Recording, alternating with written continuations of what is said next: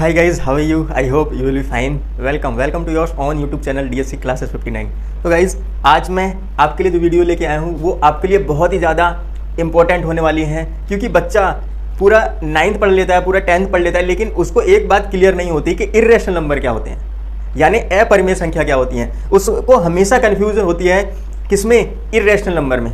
ठीक है, तो इसीलिए मैं इसकी एक सेपरेट वीडियो लेके आया हूँ, जो कि मैंने आपको फर्स्ट वीडियो में ही बताया था कि इर्रेशनल नंबर्स के ऊपर मैं एक सेपरेट वीडियो लेके आऊँगा। तो आज मैं वो वीडियो लेके आया हूँ। आप बहुत ज़्यादा आपको क्या है अच्छी लगेगी वीडियो और यूज़फुल होने वाली है आपके लिए, क्योंकि इसमें क्लियरली आपको समझ आ जाएगा कि इर्रेशनल नंबर क्या होते हैं, यानी अपरिमेय संख्या क्या होती हैं। तो आइए देरी ना करते हुए स्टार्ट करते हैं क्या, इर्रेशनल नंबर।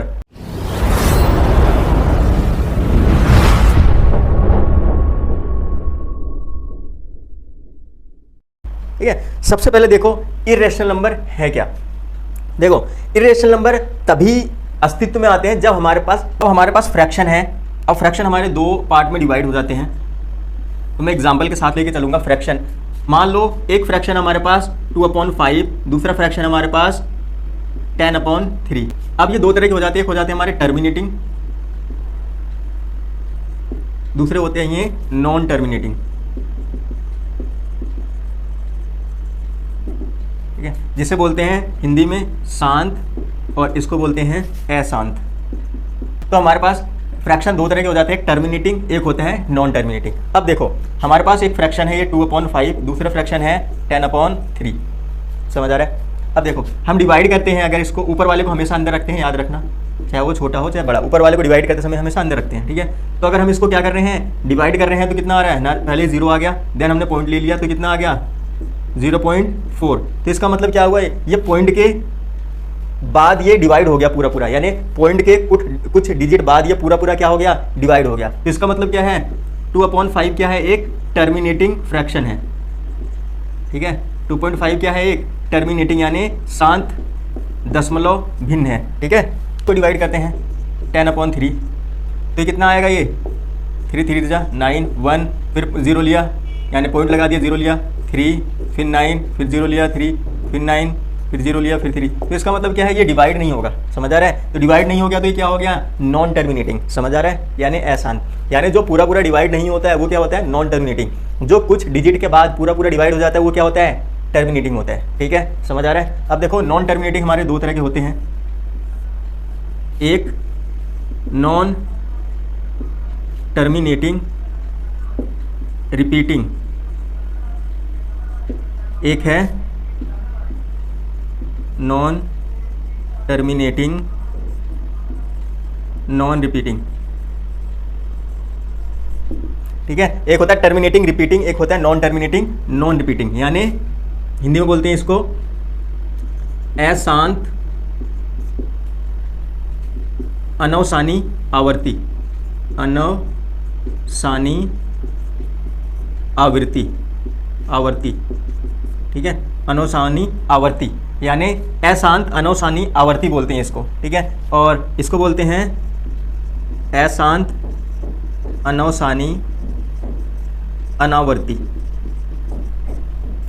ठीक है, अशांत अनवसानी अनावर्ती। अब देखो, इसका मतलब क्या है कि अब हमारे नॉन टर्मिनेटिंग दो तरह के होते हैं, एक क्या है नॉन टर्मिनेटिंग रिपीटिंग, एक है नॉन टर्मिनेटिंग नॉन रिपीटिंग, यानी अशांत अनवसानी आवर्ती और अनवसानी अनावर्ती। अब इसका मतलब क्या है, देखो यहाँ पे ये डिजिट क्या है, रिपीट हो रही है। समझ आ रहा है, ये है क्या, नॉन टर्मिनेटिंग है। तो 10/3 क्या है, नॉन टर्मिनेटिंग है। नॉन टर्मिनेटिंग में भी क्या है, रिपीट हो रही है इसकी वैल्यू। देखो 3 बार वो रिपीट होता रहेगा, तो इसको क्या बोलते हैं, नॉन टर्मिनेटिंग रिपीटिंग, यानी टर्मिनेट भी नहीं हो रहा है बट उसकी वैल्यू क्या हो रही है, बार रिपीट हो रही है। समझ आ रहा है। तो ये क्या है 10/3। समझ आ रहा है, तो ना ही ये टर्मिनेट हो रहा है लेकिन रिपीट हो रहा है बार। समझ आ रहा है, और इसमें क्या है, वो टर्मिनेट भी नहीं होगा और रिपीट भी नहीं होगा। समझ आ रहा है, तो यानी वो टर्मिनेट भी नहीं होगा और रिपीट भी नहीं होगा। ठीक है, समझ आ रहा है। तो इतना याद रखना, जो टर्मिनेट भी नहीं होता और जो रिपीट भी नहीं होता वही होते हैं हमारे क्या, इर्रेशनल नंबर।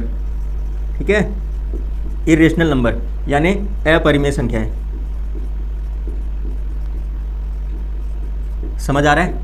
ठीक है, आप कहोगे ये क्या है, देखो बच्चे इसी में कंफ्यूज होते हैं कि ये पूरा डिवाइड नहीं हो रहा है तो ये इरेशनल नंबर है। ऐसा नहीं है, हमें देखना पूरा डिवाइड नहीं हो रहा है तो वो भी क्या है, क्या जब पूरा डिवाइड नहीं हो रहा है तो उसकी जो डिजिट है वो रिपीट हो रही है, नहीं हो रही है। तो अगर रिपीट हो रही है तो ये क्या है, रैशनल नंबर है, याद रखना।